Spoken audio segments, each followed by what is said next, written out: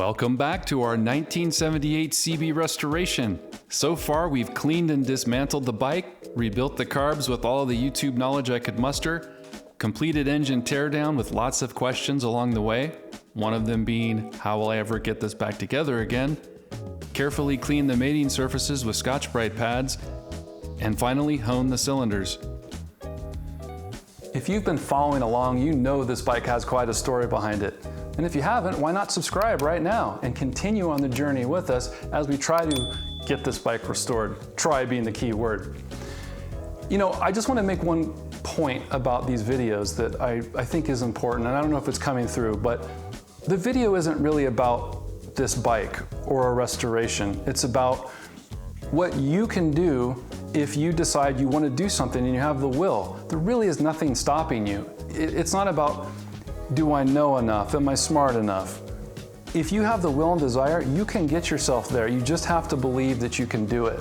Now, I'm stumbling along the way as I do this, and that's actually part of the reward. They say the struggle is the reward, and that's true. As I look through past episodes that we've done, I already feel like I'm growing and just pushing myself and trying to do something that is not in my wheelhouse. So I just want to encourage you all out there, don't be intimidated by something you don't know anything about yet. Get yourself to a position where you can learn. So, all that being said, let's get this engine painted.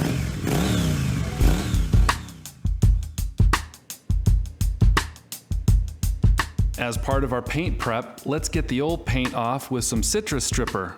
Say that 5 times.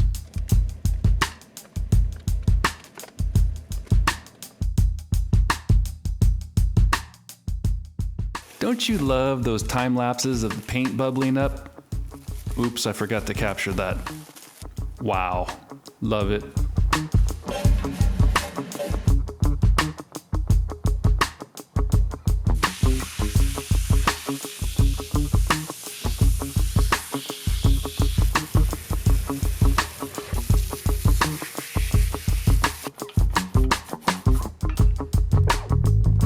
Now we'll smooth off the surface with my Dremel, which was literally in the process of dying, but it got me through this part at least. Now for the masking, we need to make sure that no paint gets into any of the sensitive engine areas. I started cutting the hard way, but then I remembered an excellent video from a YouTube channel called Brickhouse Builds I watched about engine painting. Most of what you're about to see is just me following those same steps. So as you can see, I'm using a nylon hammer to gently tap against the tape, which causes it to break against the side of the engine.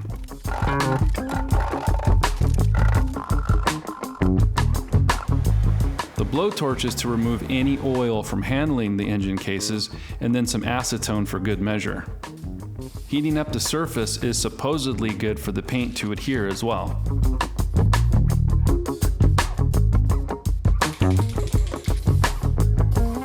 I love painting, very gratifying.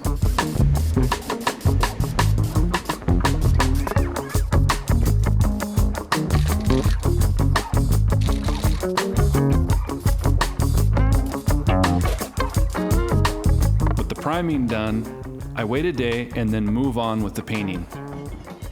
For the paint, I used a special paint for aluminum engines that is a close match to the original Honda color. I'll put the link in the description.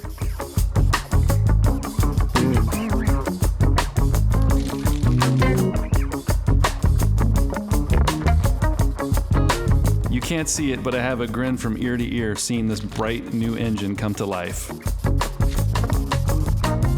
Until something would dampen my spirits just a bit.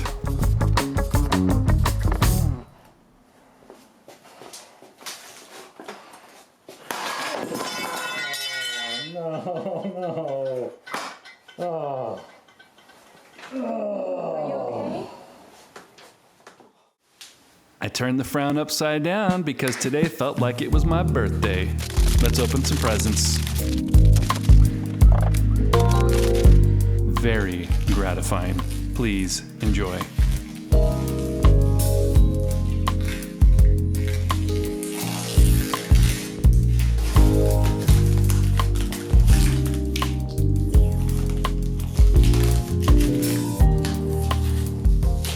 Seeing these engine cases painted was a highlight for me.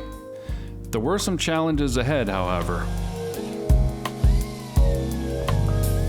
As I started to polish the other aluminum parts, it became clear that Honda coated all of them with a very thick clear coat.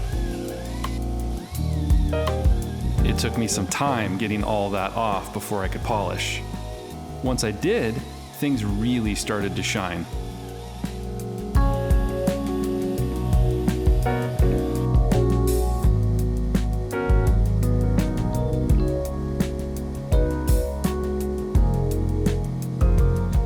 Since I was getting paint everywhere, I figured I'd also paint the brake disc hub with some high temperature paint. I wish I had sent this off to be powder coated. I just hope this holds.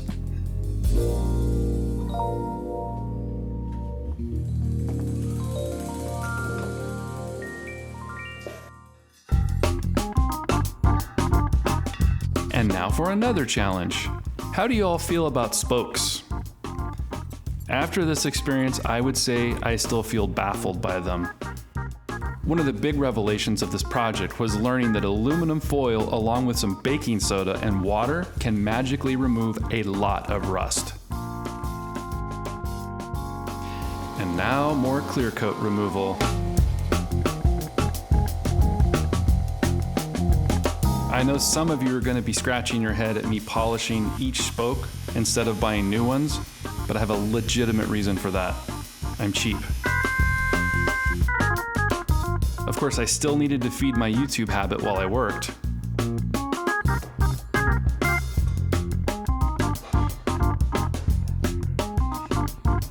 I was trying to follow a how-to video on my phone.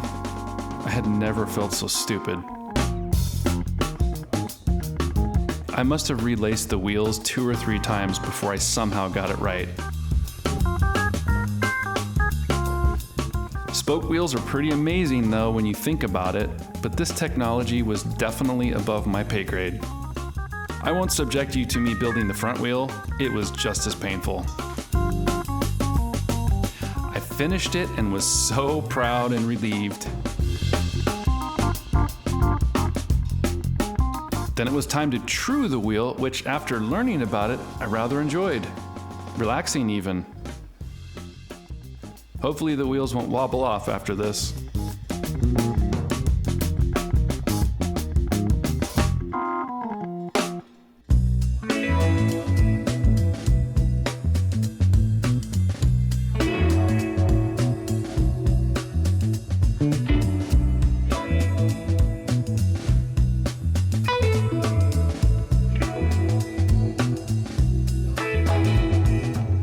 Yeah, you saw that right. I brought in a seasoned professional to help me on the final leg of that engine rebuild.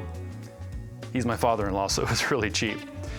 Anyway, I really appreciate all the support you've all given me. The comments alone have just blown me away in terms of how positive everyone's been and how helpful. For this guy who's new doing this on the bike and YouTube, I couldn't ask for a better audience, so I want to thank you so much. If you haven't subscribed already, we're going to be releasing videos weekly to document this progress as we go. So go ahead and subscribe and even hit the bell notification to make sure when I do drop a video, you get notified. And if you really like the content, leave a like. All right, guys, have a great week. And remember, the reward is the struggle. Go try something new. Take care. Bye.